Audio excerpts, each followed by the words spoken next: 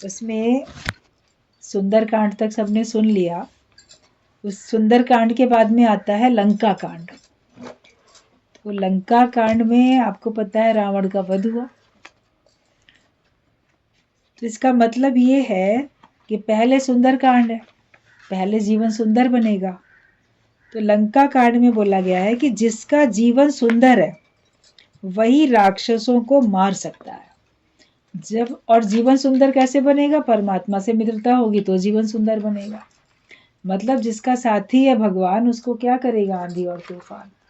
तो पहले हम अपना जीवन सुंदर बनाएं और परमात्मा से मित्रता कर लें, तब हम राक्षसों को मारने के लिए शक्तिशाली बन पाएंगे।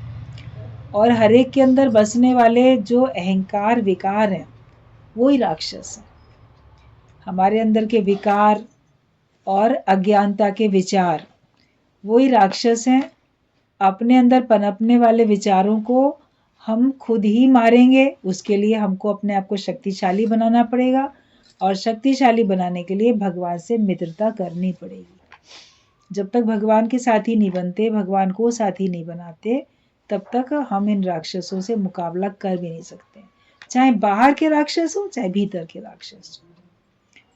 रावण जो है मन का प्रतीक बोला जाता है कि जैसे रावण के शीश कटते थे फिर निकल आते थे। तो तुम्हारे मन की भी एक एक इच्छाएं कामनाएं तुम पूरी करते हो, एक को दबाते हो, काटते हो। एक शीश कटता है तो फिर दूसरा प्रकट हो जाता है, फिर कटता है फिर प्रकट हो जाता है। मतलब मन नष्ट होता ही नहीं है, किसी न किसी रूप में अहंकार उसके ऊपर प्रबल होता ही रहता है। लेकिन आखिरकार राम ही तो रावण को मार सकता है। तो जो राम बनेगा वो रावण को मार पाएगा। मित्रता करोगे पहले, फिर उसका रूप बनोगे और फिर आप राक्षसों का वध कर सकते हो। तो जिसका जीवन सुंदर है वही राक्षसों को मार सकता है। राक्षसों को मतलब कि काम, क्रोध, लोभ, मोह, अहंकार, यही राक्षस है। हमारे अंदर बसने वाले जो विकार हैं यही राक्षस है। लंका शब्द में राक्षस मरते हैं। जो लंका जो कांड है तो उसमें आप देखो राक्षस मर रहे हैं। लोग समझते हैं पहले विकार खत्म करें फिर बाद में भक्ति करेंगे, पर पहले भक्ति होगी तो विकार खत्म होंगे। पहले हम भगवान की भक्ति करेंगे, भगवान के भक्त बनेंगे, तब हमारे से विकार खत्म होंगे। और लोग क्या समझते हैं? पहले अपने को शुद्ध बनाओ, अपने आप को निर्विकारी बनाओ, तब भगवान की भक्ति कर सकेंगे। तो लोग अपने को सुधारने में ही लगे रहते हैं। लोग अपनी तपस्या करके या किसी और प्रकार की साधना करके वो अपने मन को, अपनी इंद्रियों को जीतने में लगे रहते हैं। पहले काम को जीत लें, क्रोध को जीत लें, लोभ को, मोह को, अहंकार को, इन सब को हम जीत लें और फिर हम भगवान की भक्ति कर पाएंगे। क्योंकि बोला भी गया है कि कामी, क्रोधी, लालची इनसे न भक्ति होए, और भक्ति करे कोई सूरमा, कुल जाति वर्ण खोए। तो जिसके अंदर में काम है, क्रोध है, लोभ है, कामी व्यक्ति है, तो उससे भक्ति हो ही नहीं सकती है। तो इसलिए पहले इनको खत्म करो फिर हम भक्ति करेंगे। मगर जब हमारी भगवान से मित्रता हो जाती है, जब हम भगवान के भक्त बन जाते हैं, तो भक्त को तो कोई विकार सता ही नहीं सकते। ये भी तो बोला गया कि जहां राम है वहां काम नहीं है, और जहां काम है तो वहां राम नहीं है। तुलसीदास ने बात बोली है, जहां राम वहां काम नहीं, जहां काम नहीं राम, तुलसी दोनों कब रहे, रवि रजनी एक ठाम। तो तुलसीदास बोल रहे हैं कि रवि और रजनी, रवि मतलब सूर्य और रजनी मतलब रात। तो रात और दिन, रात और सूर्य एक साथ तो नहीं रह सकते ना। तो या तो आपको एक टाइम में सूर्य दिखेगा या आपको रात दिखेगी। आप बोलो रात भी दिखे सूरज भी दिखे, तो दोनों चीजें एक साथ तो हो ही नहीं सकती ना। तो ऐसे ही जहां पे काम तुम्हारे अंदर बसा हुआ है तो वहां राम नहीं बस सकते, और जहां राम बसे हुए हैं तो वहां काम नहीं आ सकता। रावण को भी मंदोदरी ने कहा एक बार कि तुम सीता को अपने वश में करना चाहते हो, तरह तरह से उसको डरा धमका रहे हो। और रावण को तो ये श्राप मिला हुआ था कि किसी भी स्त्री की मर्जी के बिना अगर उस स्त्री को वो अपने वश में करेगा, उसका उपयोग करेगा, तो उसकी मृत्यु हो जाएगी। वैसे वो नहीं मरेगा, उसके शीश कटते जाएंगे, आगे आते जाएंगे, लेकिन किसी स्त्री की मर्जी के बिना अगर उसने उसके ऊपर बल प्रयोग किया तो उसकी मृत्यु हो जाएगी, श्राप मिला हुआ था। तो वो सीता को जबरदस्ती अपना नहीं बना सकता था, लेकिन सीता की सहमति चाहता था इसीलिए बार बार। और सीता तो उसको अपना बनाने को क्यों तैयार होएगी। तो मंदोदरी ने कहा कि तुम इतने तरीके अपना रहे हो, तो तुम ये काम क्यों नहीं कर लेते कि तुम राम का रूप बना के चले जाओ।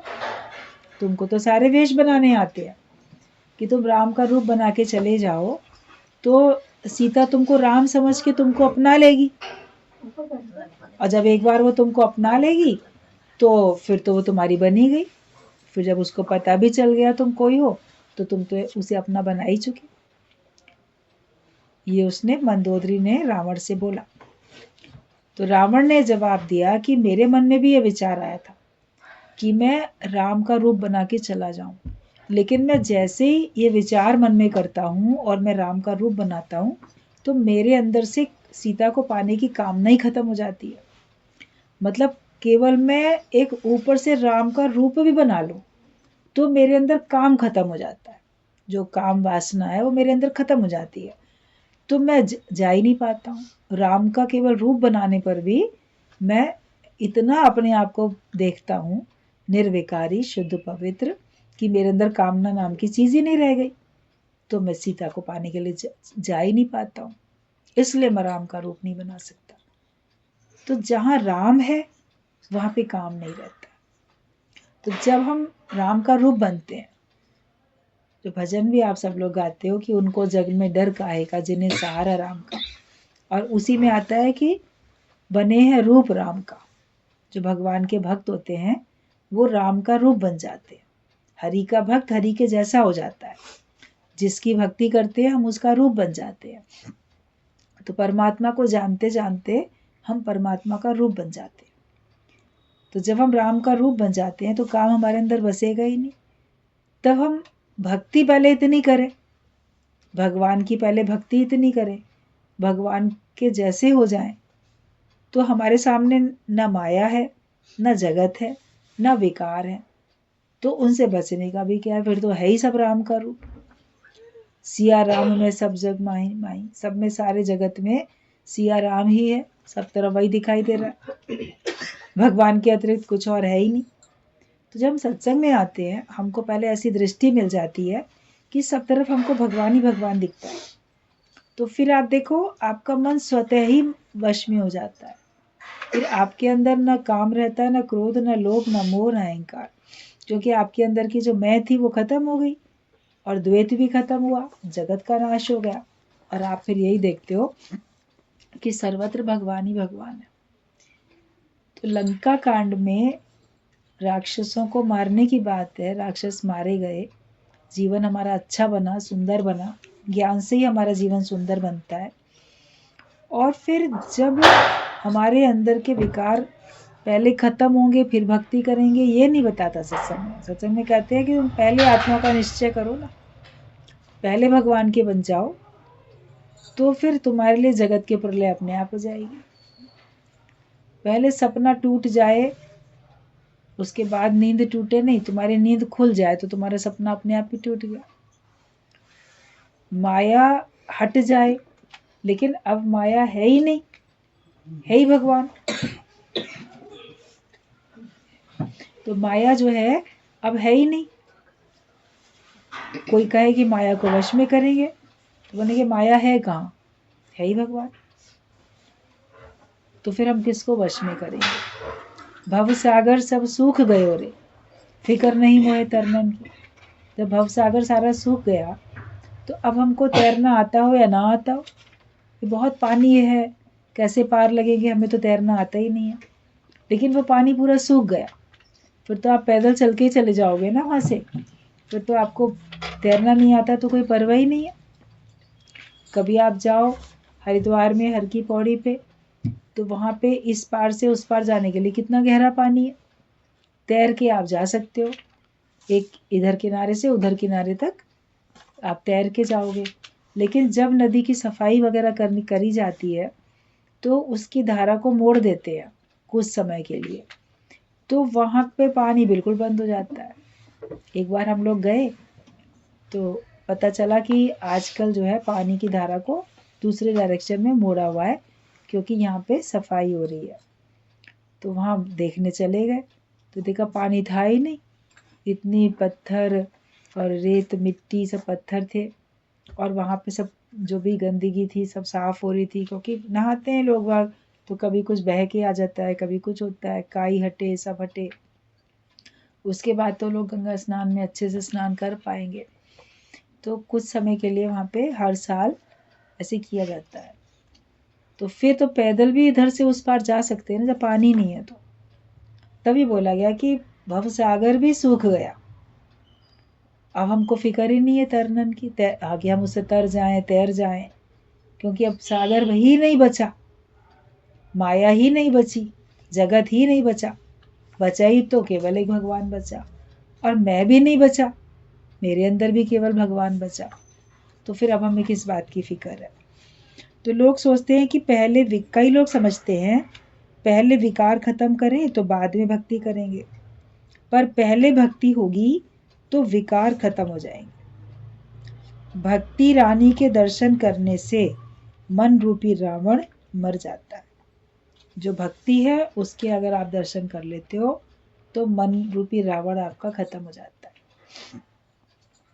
कहते भक्ति में वो शक्ति है प्रभु को ही बुला लाती, तुम्हारे अंदर की भक्ति भगवान को तुम्हारे सामने प्रकट कर देती। भाव भक्ति के कारण छिन छिन रूप धरे, तुम्हारे भाव तुम्हारी भक्ति के कारण से भगवान पल पल में रूप धर के आ जाता है, कभी किसी रूप में कभी किसी रूप में, लेकिन तुम्हारा भाव होना चाहिए, तुम्हारे अंदर भक्ति होनी चाहिए। भक्ति की शक्ति प्रबल होती है, जो जितनी भक्ति में रहता है वो इतना शक्तिशाली बनता है, और उस शक्ति से वो परमात्मा को भी अपनी मुट्ठी में कर लेता है। भगवान अपने भक्त की मुट्ठी में रहते बंद है, मतलब कि वो भक्त इतना भक्ति करता है कि भगवान तो उसके इशारे पे चलते।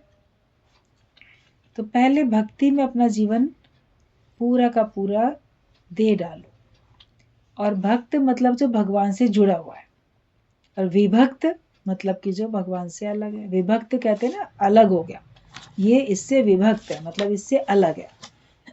तो भक्त जो है मतलब भगवान से जुड़ा हुआ। भक्त का मतलब ही ये है कि वो भगवान से मिला हुआ है, वो भगवान से मिलके एक हो गया। भक्त का मतलब ही ये होता है। जब तक हम भगवान से मिलके एक नहीं हुए हैं तब तक हम भक्त सच्चे बने भी नहीं हैं।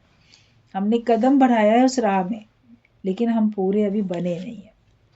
तो जब आपको अपने अंदर भक्ति दिख जाती है, आपके अंदर आपको हृदय में भक्ति रानी का दर्शन हो जाता है कि वाकई मेरे अंदर भक्ति प्रकट हो गई है, और उस भक्ति से जैसे कोई ज्योत प्रकट होती है तो फिर वहाँ पे अंधेरा दूर हो जाता है। तो जब भक्ति प्रकट होती है तो हमारा मन जो है समाप्त हो जाता है, वरना मन तो जगत सत्य दिखाता है, और भक्ति तो केवल संसार का खात्मा, और भक्ति केवल भगवान को ही दिखाएगी।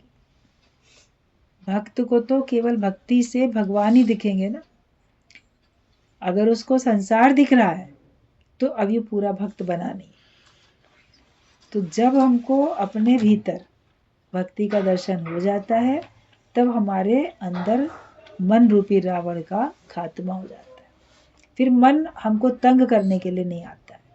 जैसे मन मतलब कि विचार, हमारे विचार फिर हमको तंग करने के लिए नहीं आते हैं। तो भक्ति रानी के दर्शन करने से मन रूपी रावण मर जाता है। जो गुरु को अंदर रखेगा उसकी वासना खत्म हो जाएगी। जो अपने अंदर ज्ञान को रखेगा, गुरु है ज्ञान और ज्ञान है गुरु। कहते गुरु है वाणी, वाणी है गुरु, विच वाणी अमृत सारे। तो गुरु ज्ञान है और ज्ञान ही गुरु है।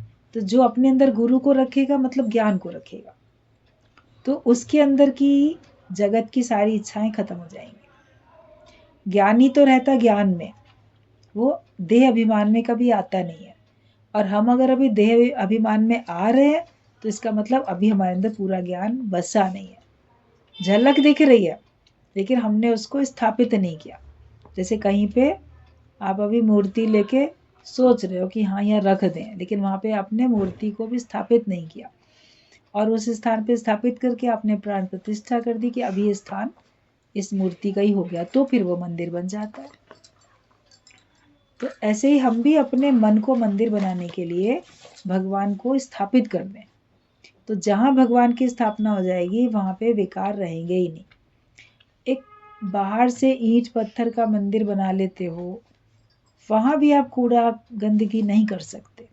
भैया मंदिर है, चप्पल पहन के अंदर नहीं जाओ। आपने अपने घर में भी अगर कोई कॉर्नर बनाया होगा, उसको भी आप ऐसे वैसे नहीं जा पाओगे, तो उसको भी आप नहा के साफ अपने को करके जाओगे, चप्पल पहन के नहीं जाओगे, क्योंकि आपने वो स्थान भगवान के लिए रख दिया।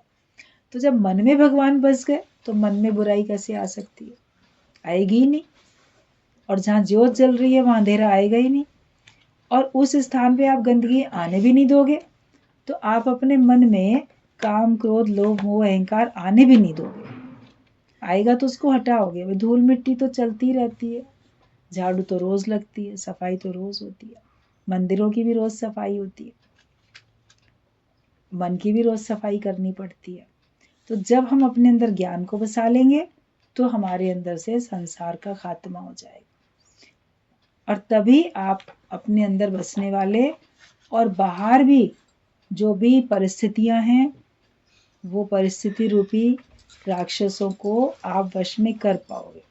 बाहर से भी तो कभी उतार चढ़ाव आते हैं, कभी जीवन में अचानक दुख आता है, अचानक सुख आ जाता है, दुख आता है, परेशानी आ जाती है, कभी आपके शरीर पे बीमारी आती है, कभी धन की हानि होती है, कभी अपमान हो जाता है, कभी किसी प्रिय की मृत्यु हो जाती है। कुछ ना कुछ चलता ही रहता है जगत में। तो उन सब से मुकाबला करने के लिए भी तो आपको शक्ति चाहिए ना। तो भक्ति से ही शक्ति मिलती है। इसलिए अपने आप को शक्तिशाली बनाओ। अपने हृदय में हमें भगवान को बसाना है। तो जो गुरु को अंदर रखेगा उसकी वासना खत्म होती जाएगी, वो निर्वासनिक पुरुष हो जाएगा। और जिसके अंदर से वासना का खात्मा हो गया वो तो मुक्त हो गया। मतलब यदि रह गई कुछ वासनाएं तो उनके लिए फिर आना ही होगा दुनिया में। हमको दोबारा जन्म लेके उसके लिए आना ही पड़ेगा। मन में किसी प्रकार की भी कामना रह जाए, किसी सुख की, किसी दुख की, किसी बदले की, कोई खाने पीने की, कोई कुछ करने की, छोटी छोटी भी एग्जाम्पल दिए जाते हैं ना कि बेर खाने की अगर मान लो एक वासना रह गई तो बेर में कीड़ा बनना पड़ गया।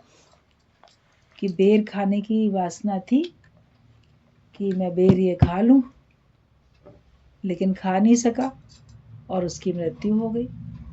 तो बेर में भगवान ने उसको कीड़ा बना दिया कि लो कीड़ा बन के बेर खा लो। तो ये मन की वासनाएं कितनी कहाँ कहाँ पहुंचा देती हैं। था तो वो संत, और उसने बोला था कि जब मेरा शरीर शांत होगा तो तुम लोग को घंटे घड़ियाल की आवाज सुनाई देगी। और जब उसका शरीर शांत हुआ तो कोई घंटे घड़ियाल की आवाज सुनाई दी। तो सारे शिष्य लोग जो थे वो कहने लगे हमारे गुरु ने तो कहा था कि जब हमारा शरीर शांत होगा तो घंटे घड़ियाल की आवाज सुनाई देगी कि मैं मुक्त हो गया। तो हमारे गुरु क्या मुक्त नहीं हुए थे? तो वो संत। तो कबीर तो उनका शिष्य था, रामानंद थे उनके गुरु। तो उसने अपने योग बल से देखा कि अरे वो तो बेर में कीड़ा बन गए, क्योंकि थोड़ा शरीर अस्वस्थ था और टोकरी में किसी ने पके पके बढ़िया बेर लाके दिए थे कि आप खाइए। तो उस समय नहीं खाए, सामने रख दिए थे। तो देखे कि हाँ बाद में खाएंगे, लेकिन मृत्यु तो तभी आ गई कुछ समय के बाद। तो देखा ये बेर में कीड़ा बन गया। तो कबीर ने उस बेर को लेकर, उसने तो पहचान लिया, कीड़े को ही मार दिया। और जब वो कीड़ा मरा तब घंटे घड़ियाल की आवाजें सुनाई दी। मतलब कि एक जन्म के लिए उसको बेर में कीड़ा बनना पड़ते। वासना इतनी खराब है कि आप मुक्त हो सकते हो और उसके बदले आप इतना नन्हा सा कीड़ा भी बन सकते हो। तो हमें अपने अंदर की चेकिंग कितनी ज़बरदस्त करनी है। बाहर के राक्षसों से अपने को बचाना है, अपने अंदर बसने वाले राक्षसों से बचाना है अपने आप को। और इन राक्षसों से मुकाबला जब तक आप भगवान से मित्रता करके भक्ति नहीं करोगे, ज्ञान को अपने अंदर बसा के नहीं रखोगे, आप इनसे मुकाबला नहीं कर सकते। इसीलिए हर पल सावधान भी रहना है और हर पल ज्ञान के विचार में अपने को रखना है। हमेशा बस एक भाव रखो कि मेरे तो गिरधर गोपाल दूसरा ना कोई, मेरा सिर्फ भगवान है, भगवान के अतिरिक्त मुझे कुछ भी नहीं चाहिए।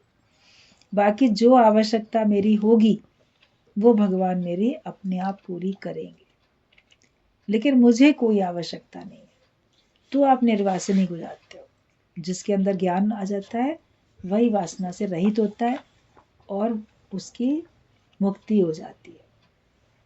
तो अपने आप को हमें बनाना है निर्वासनिक। तो लंका कांड हमको राक्षसों को मारने के लिए है।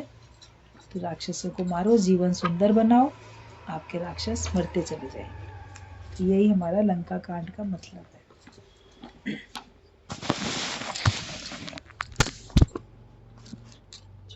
छोटा सा ही पॉइंट है, 2-3